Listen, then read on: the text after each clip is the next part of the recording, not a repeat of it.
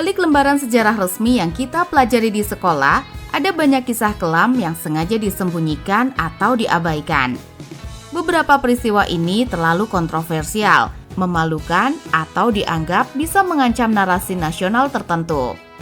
Berikut 5 kejadian sejarah hitam yang jarang diajarkan di buku pelajaran. Pembantaian Tulsa, 1921. Pembantaian Tulsa juga dikenal sebagai pembantaian rasial Tulsa, adalah salah satu episode kekerasan rasial paling mematikan dalam sejarah Amerika Serikat. Peristiwa ini terjadi pada 31 Mei hingga 1 Juni 1921 di Greenwood District, Tulsa, Oklahoma. Sebuah komunitas Afrika Amerika yang sangat makmur, sering dijuluki Black Wall Street karena kesuksesan ekonominya. Awal mula tragedi ini bermula dari sebuah insiden kecil. Pada 30 Mei 1921, seorang pemuda kulit hitam berusia 19 tahun bernama Dick Rowland dituduh menyerang seorang operator lift kulit putih bernama Sarah Page di gedung Drexel. Detail sebenarnya tentang insiden ini tidak jelas dan banyak sejarawan berpendapat bahwa apa yang terjadi hanyalah kecelakaan kecil. Meski begitu, surat kabar lokal yang berjudul Tulsa Tribune menerbitkan artikel yang provokatif dan sensasional yang memperkeruh ketegangan rasial yang sudah tinggi. Pada malam 31 Mei, sekelompok orang kulit putih berkumpul di luar gedung pengadilan tempat Rowland ditahan, dengan tuntutan agar ia diserahkan kepada mereka. Percobaan Tuskegee, 1932 sampai 1972. Percobaan Tuskegee adalah sebuah studi klinis yang dilakukan di Amerika Serikat dari tahun 1932 hingga 1972. Studi ini diselenggarakan oleh Layanan Kesehatan Masyarakat Amerika Serikat bekerja sama dengan Tuskegee Institute, sebuah universitas kulit hitam di Alabama. Tujuan awalnya adalah untuk mengamati perjalanan alami penyakit sifilis yang tidak diobati pada pria Afrika Amerika. Studi ini kemudian menjadi salah satu skandal etika medis terbesar dalam sejarah Amerika. Pada tahun 1932, sifilis adalah penyakit umum di Amerika Serikat dan pengobatannya seperti dengan salvarsan atau merkuri. Dianggap tidak sepenuhnya efektif dan memiliki efek samping yang serius. Oleh karena itu, USPHS ingin mengetahui apa yang terjadi jika penyakit itu dibiarkan tanpa pengobatan. Genosida bangsa Herero dan Namaqua, 1904 sampai 1908. Genosida Herero dan Namaqua adalah salah satu genosida pertama di abad ke-20 yang dilakukan oleh Kekaisaran Jerman terhadap bangsa Herero dan Namaqua di Afrika Barat Daya, Jerman, atau sekarang Namibia. Konflik ini bermula dari ketegangan antara penduduk asli dengan para penjajah Jerman yang mengambil alih tanah, ternak, dan sumber daya lokal, serta memperlakukan masyarakat setempat secara brutal. Ketegangan memuncak pada Januari 1904 ketika para Herero yang dipimpin oleh Samuel Maharero memberontak melawan pemerintahan kolonial Jerman. Mereka menyerang pemukiman dan pos-pos Jerman, menewaskan sekitar 123 warga Eropa. Pada awalnya, pemberontakan ini sukses, namun segera mendapat balasan brutal dari militer Jerman yang dipimpin oleh Jenderal Lothar von Trotha. Von Trotha yang dikenal keras dan tanpa kompromi diutus untuk menghancurkan pemberontakan.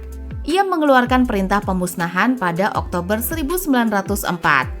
Yang pada dasarnya memerintahkan bahwa semua orang Herero, pria, wanita, dan anak-anak harus dibunuh atau diusir ke gurun pasir.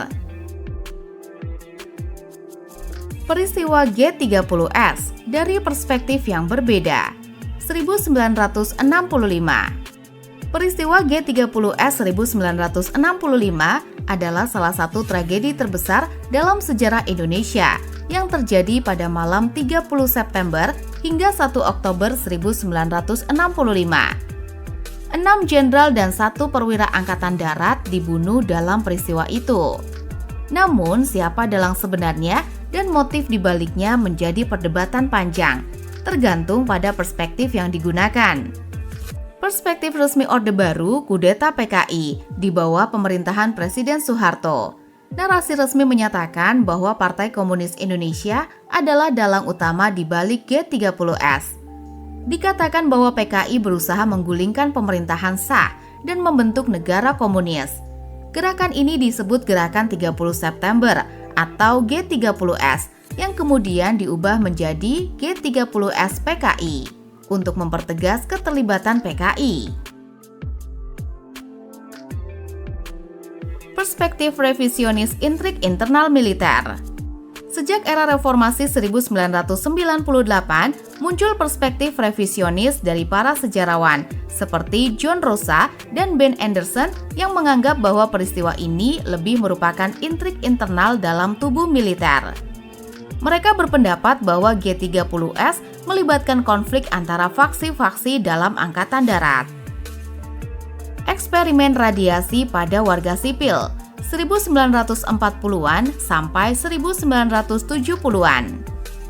Pada periode 1940-an hingga 1970-an, pemerintah Amerika Serikat melalui berbagai lembaga seperti Departemen Energi dan Departemen Pertahanan terlibat dalam serangkaian eksperimen radiasi pada manusia termasuk warga sipil. Eksperimen-eksperimen ini bertujuan untuk memahami efek biologis radiasi, baik untuk keperluan medis maupun militer, terutama dalam konteks Perang Dunia II dan Perang Dingin, di mana senjata nuklir menjadi fokus utama. Eksperimen ini sering dilakukan tanpa persetujuan sadar dari para peserta. Banyak di antaranya berasal dari kelompok rentan seperti pasien rumah sakit, tahanan, minoritas rasial, dan anak-anak. Salah satu contoh paling terkenal adalah penyuntikan plutonium antara tahun 1945 dan tahun 1947. Sekitar 18 orang disuntik dengan isotop radioaktif seperti plutonium-239 tanpa sepengetahuan atau persetujuan mereka. Di rumah sakit seperti di Chicago, San Francisco, dan Rochester. Para dokter ingin mengukur bagaimana tubuh manusia memproses zat radioaktif. Selain itu, percobaan inhalasi uranium juga dilakukan, di mana subjek manusia dihadapkan pada partikel radioaktif untuk mempelajari efeknya terhadap paru-paru. Dalam eksperimen lain, ratusan pasien kanker menerima paparan radiasi dosis tinggi tanpa mengetahui bahwa prosedur tersebut lebih bertujuan untuk riset dibandingkan untuk penyembuhan.